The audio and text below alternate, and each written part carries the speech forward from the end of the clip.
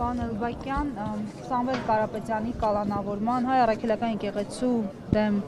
կատարվողի եւ այսօր կատարվողի միջև ինչ ընդհանրություններ եք տեսնում, կա թե ոչ եւ ինչու է հենց հիմա Փաշինյանը հիշել անգամ ակտիվ փուլում չգտնվող այս պայքարի ներկայացուցիչներին։ Շատ ճիշտ եք ասում, այո, վերջին շրջանում, վերջին 2 շաբաթ 1 ամիս տեղի ունեցող զարգացումները տեղավորվում են մեկ տրամաբանության մեջ, հարվածներ են հասցվում հայկական իրական ինքնիշխանության, այդ բառը բռնաբարել թողել են, պետք է մի հատ դեմից իրականը դնես։ Հայկական իրական ինքնիշխանության վերջին մնացորդներին, իսկ ավելի ճիշտ այդ մնացորդները կրող ինստիտուտներին։ Խնդիրադրված, ավելի պարզ երևի ասեմ, խնդիրադրված չեզոքացնել, նեյտրալիզացնել բոլոր այն ինստիտուտները, անձանց, կառույցները, որոնք թուրքական թելադրանքից դուրս են գործում։ Մեկը Հայաստանից առաքելական եկեղեցին է, ոչ մեկի համար գաղտնիք չի, նույնիսկ հիշում եք ժամանակագրական հաջորդականության առումով եկեղեցու դեմ սանձարձակ եւ գռեհիկ արշավը ինչից հետո սկսվեց Շվեյցարիայում ամենայն հայոց կաթողիկոսի հայտնի ելույթը Արցախապաշտպան, հայապաշտպան ելույթը։ Այդ եկեղեցին։ Նույնը Սամվել Կարապետյանը թվում է թե առանձին վերցրած մի անձ է, բայց ելի սահմանման մեջ տեղավորվում է, այսինքն մարդ ինստիտուտ, մարդ համակարգ, մարդ կառույց, որը ելի թուրքական դիկտատից դուրս է։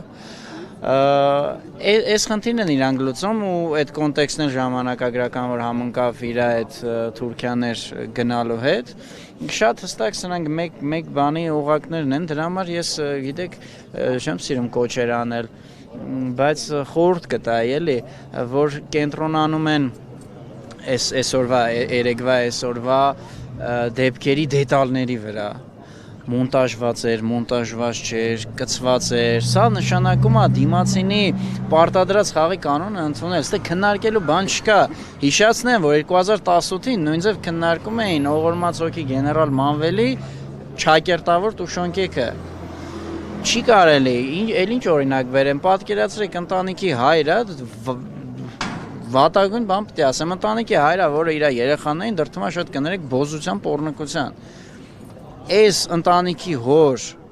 ասածները ինչ-որ մեկ էլ կդնի կքննարկի, ասի, հա, բայց այսքան տեղը ճիշտ է ասում, այսքան տեղը մի հատ հələ նայենք, չի կարելի։ Պարոն Էլբակյան, ամեն դեպքում դուք ծանոթացել եք ձայնագրությանը, որովհետև ամեն ինչին է ծանոթացել է։ Բավական վտանգավոր ձևակերպումներ կան, որոնք վերագրվում են, այսինքն այնտեղ Բաղրացիփազանի ձայնն է, համախոհների ձայնն է, գյուլետու մասին եւ այլն, եթե լսել եք հավանաբար դա էլ եք լսել։ Եվ Ինչ դիտարկումներ ունեք կոնկրետ այդ մեջբերում Որից ձայնից ուզենան նման բան կստանան, տերտերի գիտություն չի, ինչ-որ միջուկային հրթիռաշինություն չի,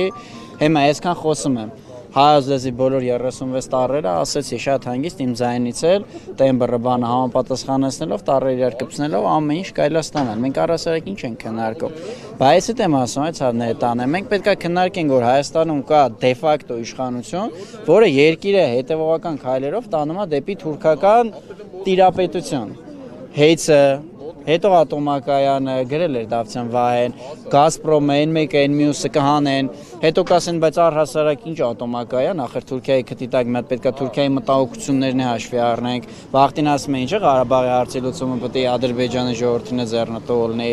Իսկ մի օր այս տեմպերով կգան կհասնեն, որ բայց առհասարակ ով ասեց, որ աշխարհում մի քանի հազարավոր ժողովուրդ կա,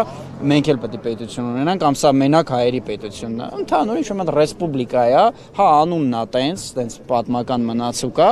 բայց ասենք ես մենակ հայերինը չի։ Դրա համար էլի եմ ասում, խորանալ, բան անել, մենք պետք է քննարկենք, երկիրը տարվում է դեպի թուրքացում, եւ ոնց ենք դրա դեմն առնում, սա բոլորիս յուրաքանչյուրիս անձնական նույնիսկ անվտանգության հարցն է։ Թե չէ, էլ եմ ասում, 18 թվին նույն ձև քննարկվում էր տուշոնկեքը, ավտոները, չի կարելի քննարկել։ Հետո գլխներից կտանք ուշ կլինի։ Շնորհակալություն։